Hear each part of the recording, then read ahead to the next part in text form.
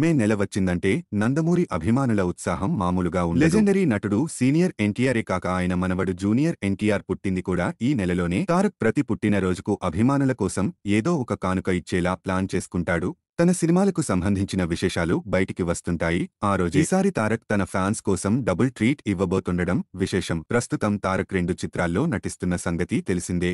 Bollywood movie war చిత్రీకరణ దాదాపుగా పూర్తి కాగా ప్రశాంత్ నీల్ మూవీ ఇటీవలే మొదలైంది. ఈ 2 చిత్రాలు మే 20న తారక్ పుట్టినరోజుకు ట్రీట్స్ ఇవ్వబోతున్నట్లు సమాచారం. ఎన్టీఆర్ ప్రశాంత్ నీల్ సినిమా గ్లింప్స్ రాబోతున్నట్లు ఇప్పటికే ఫైనల్ అయిపోయింది.